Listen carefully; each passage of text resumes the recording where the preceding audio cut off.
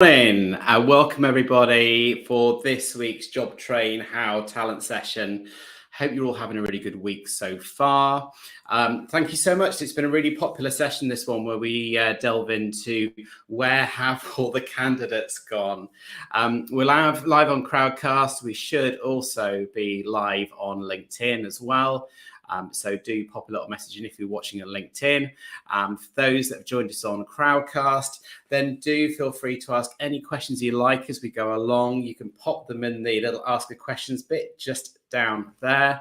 Be delighted to answer any and all questions that you have.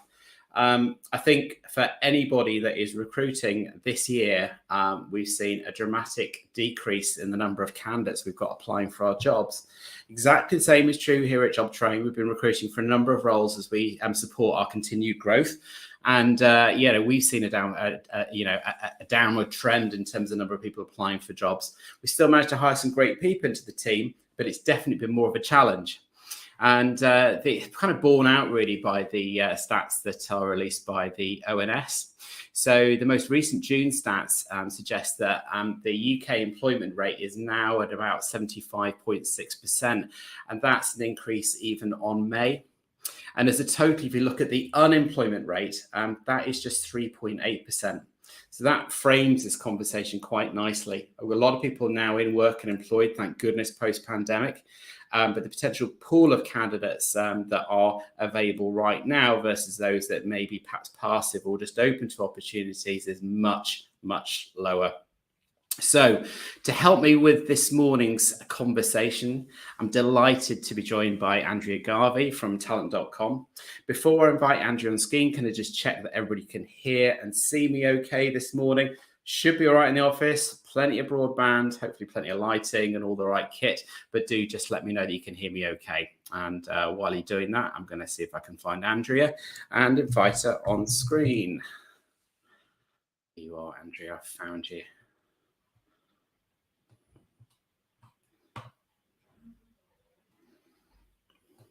Great, thanks Neil, thanks Alex, brilliant. Right, Andrea, are you there? Grab a quick. Good morning. How are you? How are you? I'm really good, thank you. How are you? Yes, not too bad. It's nice and sunny, so always makes the day better. It is. I hope a few of you this morning are taking the opportunity to sit in the garden and watch this. I wish I was, but we're in the office and my goodness, is it hot this morning. But I'm not complaining at all. No. Sadly, I think the weather's going to break. Well, for us in the north, it's going to break, I think, tomorrow, sadly. So we're That'll be our summer done. Yeah, 3 days, but it's been a good 3 days. Exactly. So I actually feel like I've got a bit of colour for once, so this is good. Andrew, you sounding a bit clearer. Last time we spoke, you had a bit of a cold. Are you feeling better? I'm all good now. It's just a hay fever, but I've doused up on my meds this morning, so I'm good. I'm not scratching my eyes out or sneezing all over the shop.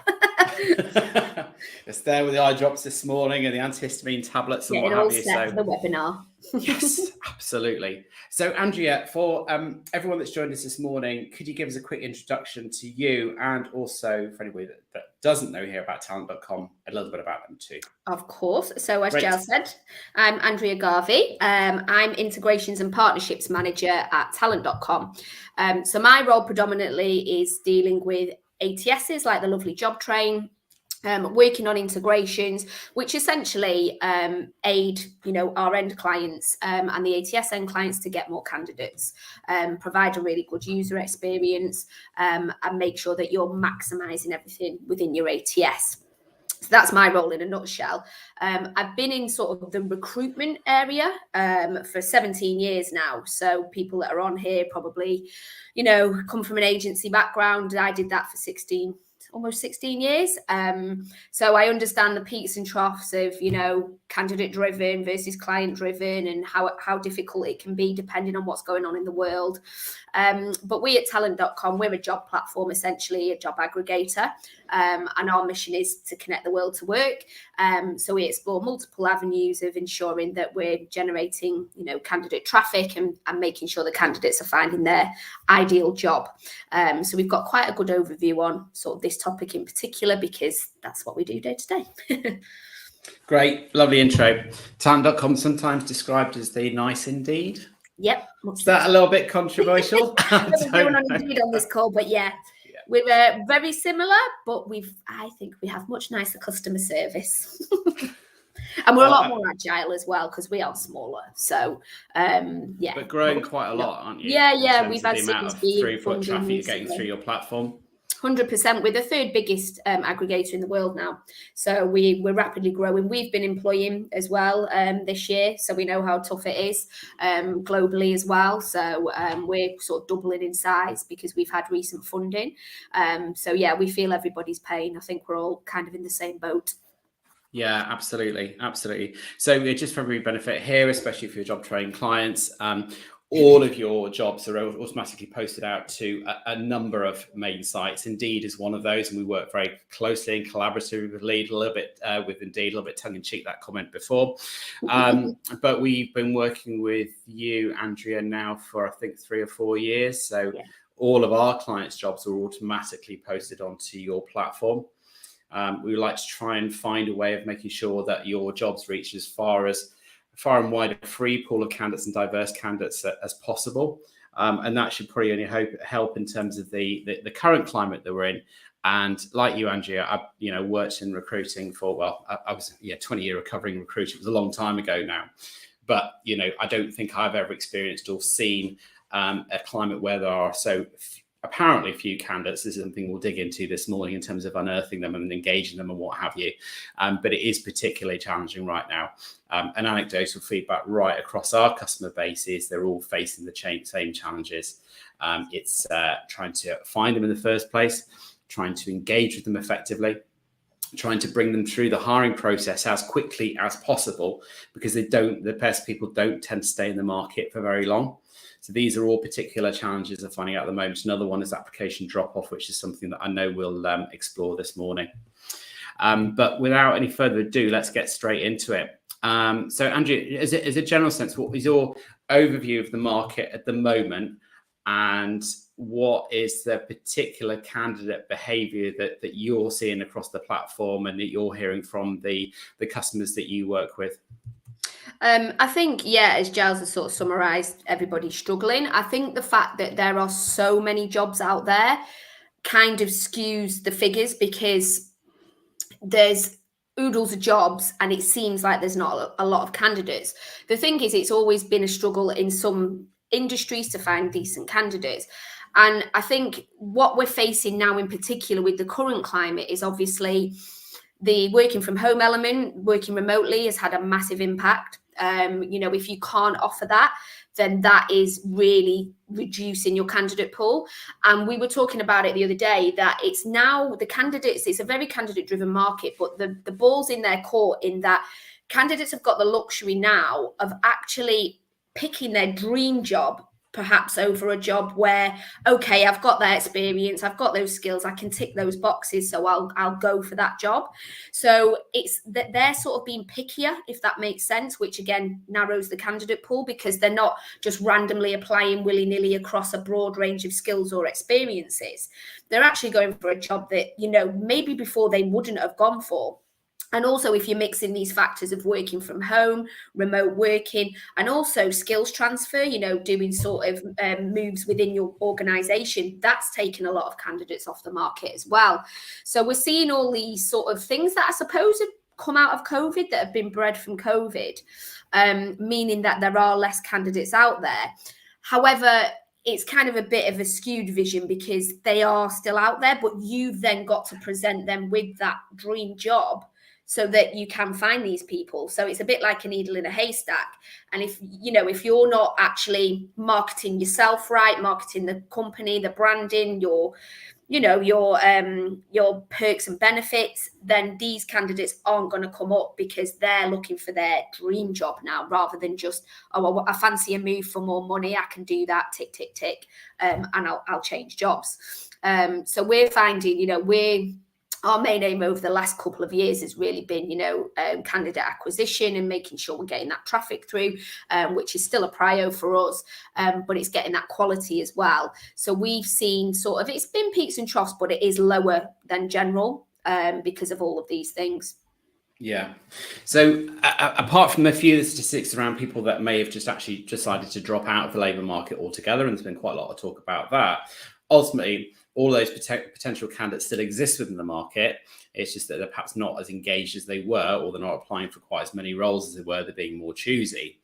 So that then sort of leads us on to the next step of like, how can we reach those people, and how can we engage with them far more effectively than we once did? Exactly. Sometimes the first step, and if we look at there's different component parts to this. So there's the experience that candidates may have when they actually arrive on your own career site or job listing pages, that kind of thing. There is how else you get your job adverts out there where candidates sit. But if we think about, because we were chatting to you initially about the job board piece, job adverts are really pretty important, aren't they? And 100%. There can be quite a significant difference in terms of the performance of one job advert against another. Yeah, it's really key. As we said, a job ad is essentially an advert for your company. It's not only showcasing what the job is. It's really important that, you know, you're really showcasing that role, all the benefits, but really getting across your culture in your company, and to be as transparent as possible, because, you know, candidates, you know, are very ethical nowadays, for example, and, you know, they want to know the ins and outs of it. So, you know, we see it on a regular basis, especially where there's high volume jobs. You know, there might just be you know, 2 or 3 sentence job spec, and that's not going to pique anybody's interest. And then people are wondering why they're not getting the applications. Obviously, appreciate certain jobs might not be able to be as beefed up as some others, but it's really key. There's other stuff you can get in there, you know, your locations, if there is remote work offerings, all of those things, along with what you can offer as a company and a bit about the culture, is super important. And we've seen a big difference in the data in terms of a well-written job ad in comparison to a bad. Well, as if by magic. Here's one we prepared earlier. So I've got a couple of slides to share here, Andrea. While I'm doing this, I can't see you. So do you want to talk through? We've got 2 example job adverts here. One that hasn't performed so well and one that has. Can you talk us through? And the second one, Andrea, just to prepare you a little bit, because we put these together for Andrea. She shared the content. It's actually across like 3 pages, so we just cascaded those a little bit. But let's focus in on this one. We've got a red or an orange in there. This is to indicate this is the one that hasn't performed so well. Yes. So as you can see, the stats on the right, as Giles has pointed out, this is one that hasn't performed as well. On first glance, you think, oh, it's, you know, it's lengthy-ish. It could be okay. But I mean, to only have 79 organic clicks is very low. And also paid clicks, 478 still isn't, you know, in comparison to what else we see, is very low as well. Yeah. Obviously, can you just explain for the audience, Andrea, what's the difference between a paid click and an organic click? So paid clicks is where the job's actually been sponsored. So how many people from that sponsored job have clicked on it? Organic clicks is essentially the free traffic.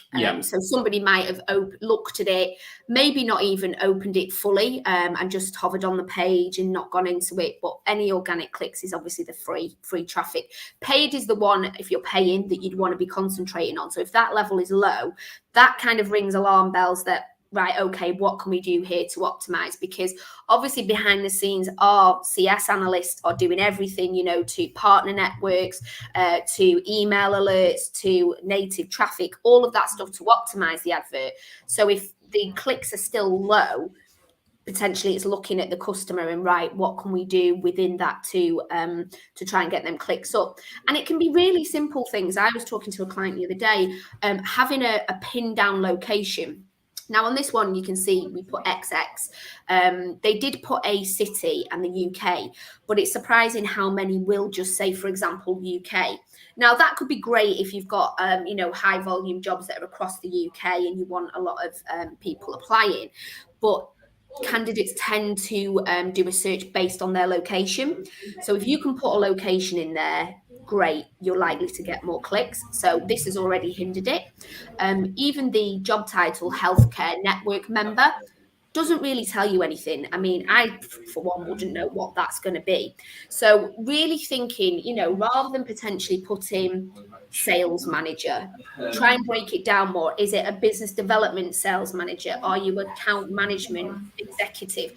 try and be a bit more, again, niche and precise on the job titles. Again, unless, you've got multiple jobs and you do want it to be vague. So straight away, we can see two potential things there that could be changed that may create more clicks. Just while you're on that one, Andrea, as well, and I know this gets talked about a lot, but sometimes within our businesses, we can have our own internal weird and wonderful job titles. So Laura, that leads our marketing team, is brand communication champion. Stick that on a job advert out on a job board, it's unlikely to tell the person an awful lot about what the job is. But secondly, if they've actually then registered for some kind of job alerts on a job on a job board platform like talent.com, they're not going to be putting those kinds of things in their search criteria. So you've got to keep the job titles really quite specific and ones that that audience will be searching for. Exactly. And even if that's in your header and then in the bulk of the email, you use what you would internally call it, that's absolutely fine. Yeah. But like Giles says, you've got to be careful to make sure that initially, if they're just doing a Boolean search, for example, on something, or an agent is, often you might not find it. So yeah, it's really key to remember little points like that. Then if we go into the bulk of the advert, we can see here it tells a little bit here about the company, but again, it's a little bit vague. I've read over it. I don't know if you guys can actually read it on there, but yeah, it doesn't really tell you a lot at all. We've got sort of experts are not employees. Experts participate in XX projects. Again, it's very generic. You could probably find a definition of that in the dictionary. It's not telling you what the job is about. The one line you can probably see, which does tell you a bit, is opportunities to work with us. Range from surveys to phone consultations. Well, again, that's quite vast. That could be, well, what from surveys to phone consultations. Oh, can I go and knock on door to door? You don't know. There's no information in there. And then obviously at the end, it's sort of, if you're interested, apply.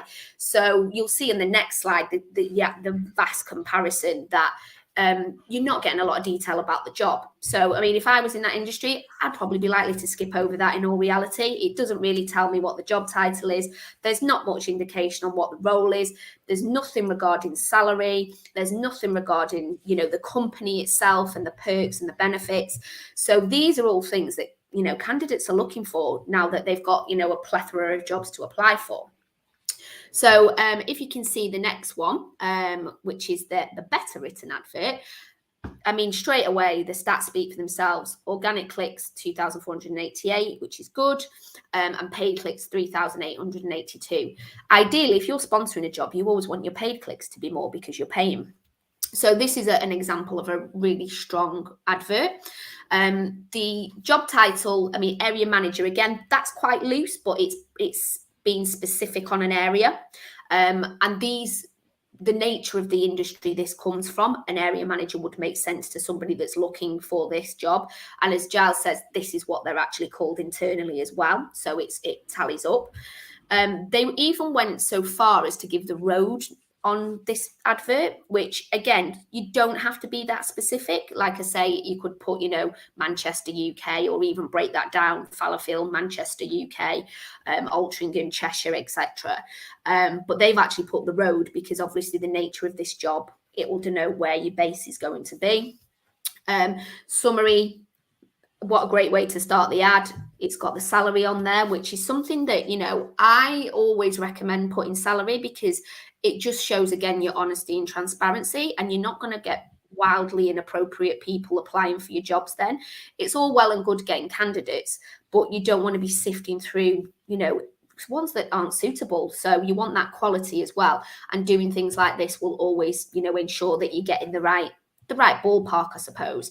Absolutely, and more than that, at the moment with the cost of living crisis, if you've got particularly attractive salary and benefits, then that is something you should absolutely be showcasing right now. If you may have done a bit of labour market information analysis and looked at what similar employers in the areas might be offering, if you're able to up that or increase it or make it more attractive in some way, then that is really going to stand out. 100%. And like you say, with the perks as well, or if you've got additional bonuses, that's always great info. And I know it's a bit of a weird one, isn't it, in recruitment? You know, people were always cagey about what they earn. You know, when I used to do qualification calls, you know, and they, why have you got to know that? Well, we need to know because we've got to match you up, right? And it just saves wasting everybody's time. So already we've jumped in and we can see that straight away that's jumping off the page.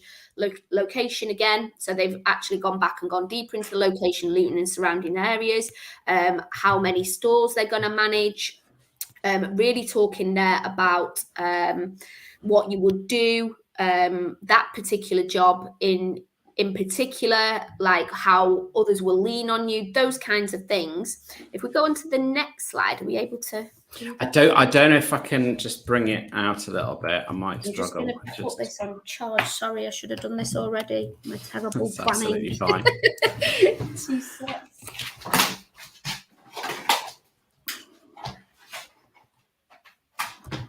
This is the reality of webinars. Sorry about that, guys. I'm playing a PowerPoint as we go here, so I've managed to bring the second page to the front. Fantastic. Okay.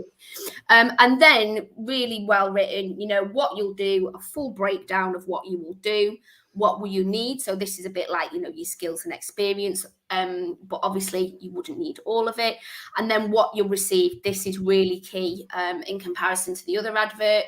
This is where they're showcasing, this is the benefits, this is the perks, why don't you come and join us? Full salary, 35 days holiday, which is fantastic. And then they've got a little disclaimer about, you know, if you don't hear back from us, etc. So it's kind of outlaying the steps, the first initial steps as well. So that's why this ad has potentially got a lot more clicks than the other ad, because they've covered all the bases, the location, job title, salary, what the job entails, what they expect from you, and what they can offer you. So yeah, a really, really good example, really strong example. I've got a question for you. I'm trying to multitask here. I'm not great at it. I'm trying to respond to Elaine here. We couldn't see it now, and hopefully can. So I'm going to stop showing this for a second. We're happy to send this out afterwards as a couple of examples. Yeah. I've got a couple of questions for you, Andrea, actually. Right, back in the room now. I was quite surprised by the difference in length between one job advert and another. Yeah. And I you know, again, no data to go on at all, but I was working under the impression that perhaps a longer job advert might not get read, but the stats are pretty powerful there in terms of the sheer difference between them. Does that mean that a longer job advert actually does work and perform better on a job board than a shorter one? I think so. I mean, you can still be concise and not have it as lengthy. You know, we've still got other examples of ones that maybe aren't as wordy as that have still managed to get everything in. But I definitely would rather, you know, I would say go length over, you know, a short one. Just because you can get all that detail in there. And I think it's a bit like the polar opposite of a CV. You know, you always say to a candidate, you know, don't make your CV too long, make it nice and concise.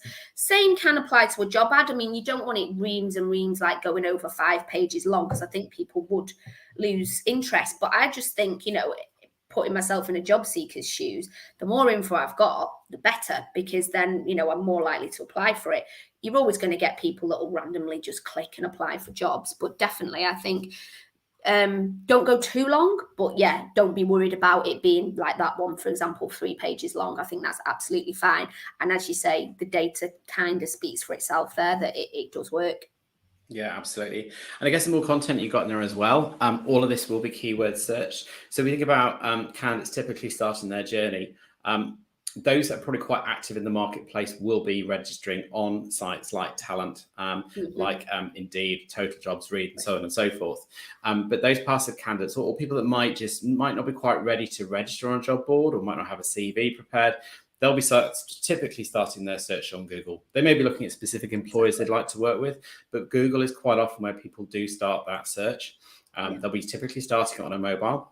Yep. And that is really, really important, because Google actually has its own area called Google for Jobs.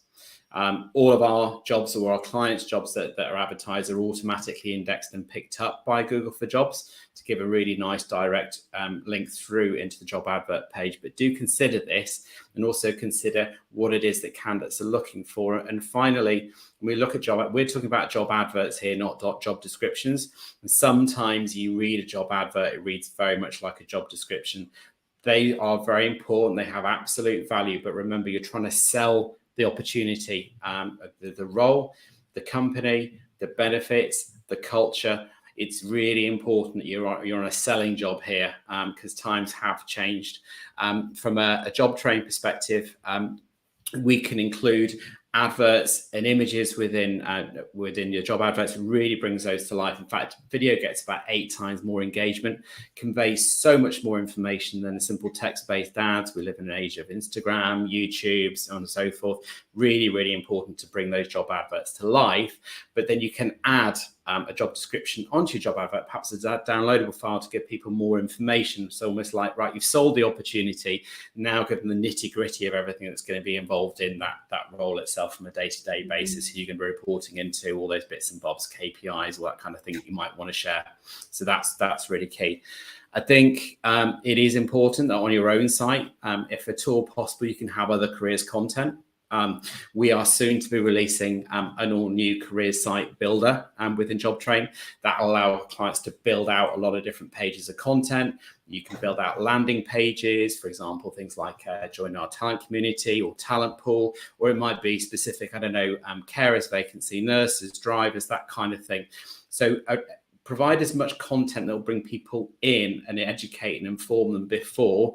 And even if they're not quite ready to apply right now, they may still then be encouraged based on that content to register for job alerts, show some kind of interest, join a talent pool, that kind of thing. The other thing I think it's really helpful as well, for end clients, whether it be agency or actually a HR team or a recruitment team on site, teach people how to write a job ad, because it's a bit of a given sometimes. As I say, I was in agency for years. We'd have a lot of new starters that had never been in sales before, and it's like, right, off you go, write a job ad. And some of the things that they're churning out were shocking, but it's not their fault because they didn't know. So maybe if there's somebody that could be a champion of that within your business, have a little training session when people start, or even somebody that can potentially vet them, just to make sure when they're starting on that road that they can write the job ad to make sure you're getting everything in. Or maybe you've got specifics, this is what you need to include about our company or the organization we're representing, and really make sure that somebody's sort of hand holding at those first stages, so they it becomes the norm then, like, I can write a job ad, because it is a hard thing. Sometimes you get reams off the end client and you've got to then pick out that most relevant data as well. So it can be really difficult. Just something to bear in mind, especially on agency side, but even when you've got new starters at end clients as well. Yeah, for sure. And for those of you that are using an ATS, some of you may be using Jobtrain, some may be using others. It's so important not to forget that you've got a huge database of some active, some passive and previous candidates. Are you managing talent pools effectively for people that you may want to approach in the future? Does your ATS have a tool whereby it'll automatically search the whole database and then suggest candidates even before you start advertising? So within Jobtrain, we have our smart search and match feature.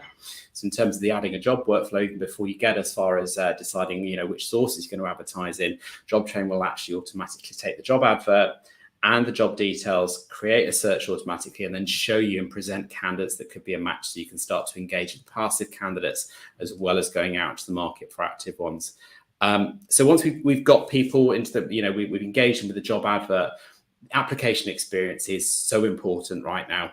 As I mentioned, most people are starting with a mobile, but they may also be transitioning from a job board through to an applicant tracking system, or they may even be applying on the job board. Do you want to talk to me a little bit about that, Andrea, in terms of the trends that you're seeing?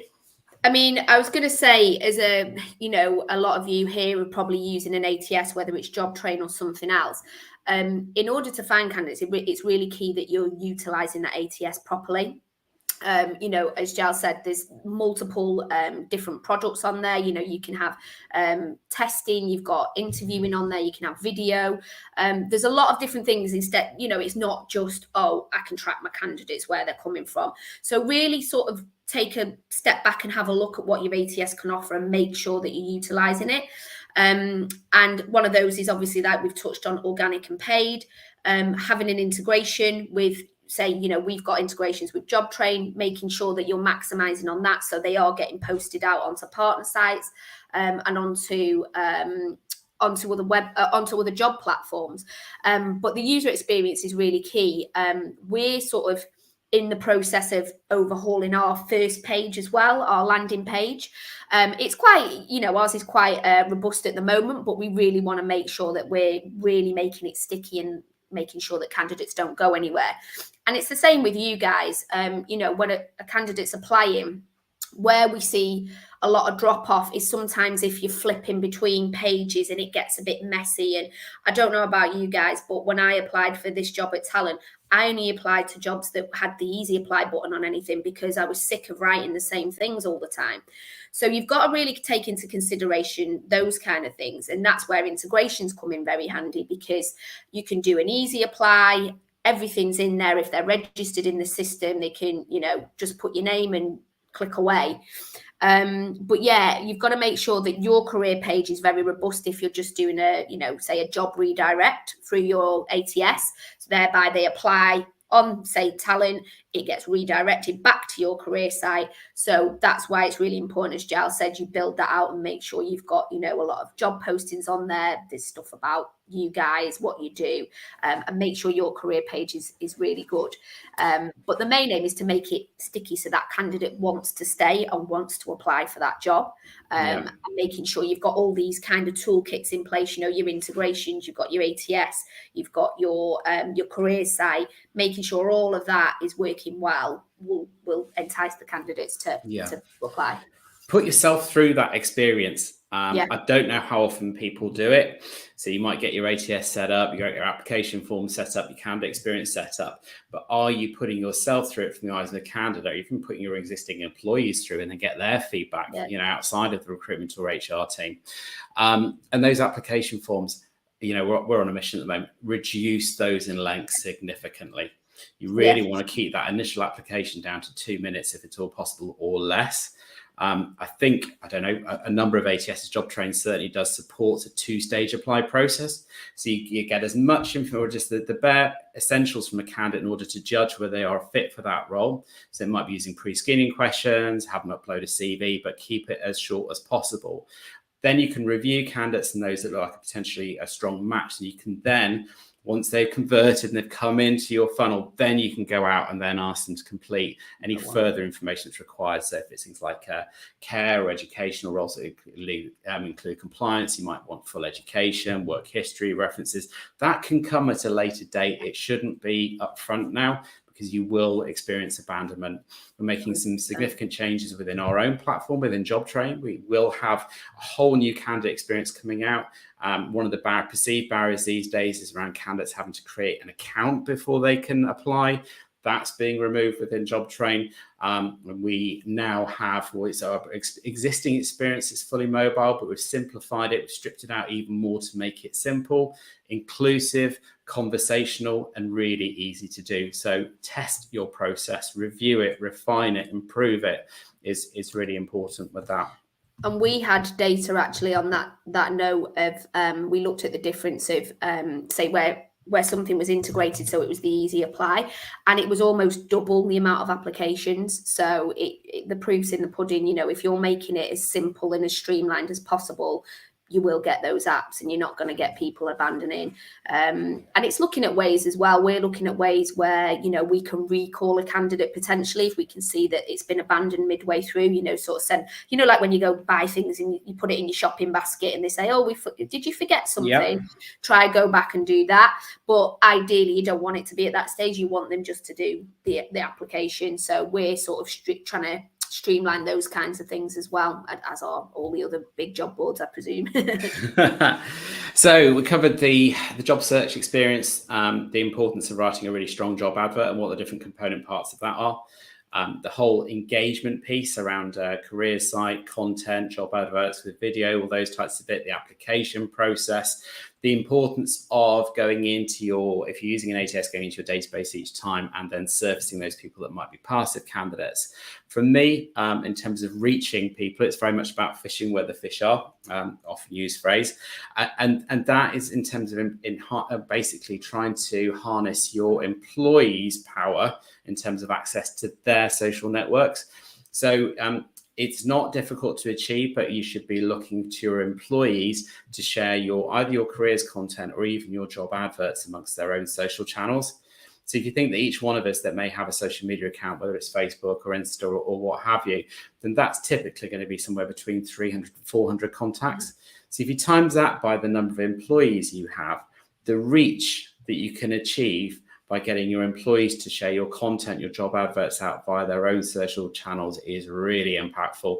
That's where you're going to reach passive candidates. That's where you're going to grab their attention.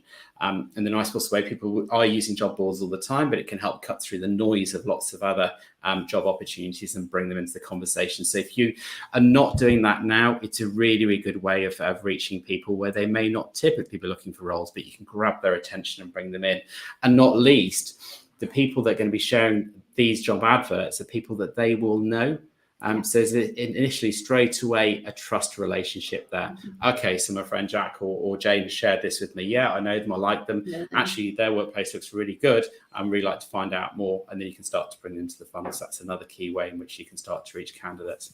And having a really strong referral scheme on the back of that, it ties into it really nicely. A lot of companies do, and you get money, half when you refer, half when they start and they've been there X amount of time. But if you can really refine that and get a good thing going, as Giles said, they've got this wide reach. You could say, well, actually, I don't think they're going to suit this sort of environment. They've got the inside track. Having a really strong referral scheme goes really hand in hand with the sharing on the social media, etc. And we used to do that in agency. If anybody put out an ad, we had a little chat. We said, everybody share this, and the whole company did it, sort of thing. So it's just about really broadening that net and casting it as far as you can. Is there any probably a final question for me, unless anybody else has got any questions? Are there defined peaks and troughs? Either in terms of when the ideal time to post a job advert out is, when candidates will when they're typically registering, are there monthly peaks and troughs, and are there times when you should particularly try and get your job adverts out there or engage with candidates? I'd always say get a job advert out on a Friday if you can, because there's downtime on the weekend where people are looking. Monday mornings tend to be quite busy. We see a bit of a spike sometimes on Mondays. People have got the Monday morning dread and they're sort of online having a look. Obviously, January is a massive. So I'd say if you've got roles coming up, always maybe advertise towards the end of December after that Christmas period when people are like, right, new year, new job. Summer can be a bit of a weird one because everybody says, oh, it's really quiet, but August is actually very busy. Again, I think changing seasons, people might think, oh, it's time to start looking. But I definitely should say, morning is usually best as well. So you've got that full day rather than the evening. If you can refresh it or you are going to sponsor it, maybe look at moving it up the ladder, if you like, in the afternoon, so that when people are finishing their work, they're sitting on the train on the mobile having a look. But anytime sort of, holidays are coming up, a bank holiday and things, get a lot of ads out there and then, because this is where people have downtime to be exploring new opportunities. But as long as you're making the job ads good, it shouldn't in theory affect when you do it. But obviously you've just got to think about people when they can actually, well, everyone's always got a phone in the hand nowadays, haven't they? So, but you might. Yeah, they have. Yeah, they have. Yeah, and a lot of people would have registered for job alerts and that kind of thing too. But exactly. I guess ultimately, put yourself in the position of the candidate or the job seeker. So, August is probably a pretty good time, or towards September. because somebody may have gone on a holiday, enjoyed their beautiful break away, and they've come back and actually, oh, it's the same old, they've got the same frustrations here, or actually, it's really tight now. I've been on holiday and I need to find a job that pays more money or has additional benefits or has a bit more flexibility with home working. So put yourself in the place of the candidate. When might they be looking? When do you need to reach them? When do you need to be in front of them and use those tools? And even things like, kids starting school, it's like, right, well, I need to change my working pattern. I can't do it here. So, be mindful of sort of every demographic. Are you a working parent? Are you not? Are you a female? Are you a male? Different things. So, yeah, really sort of get into the mindset of what you might need. Yeah. So competition's high, but the candidates are out there. We've just got to work even harder and smarter to make sure we can reach as many of them as possible. Andrea, thank you so much for your time this morning. Really good. It's been brilliant. Thank you everybody so much for joining us. We hope you found this session helpful.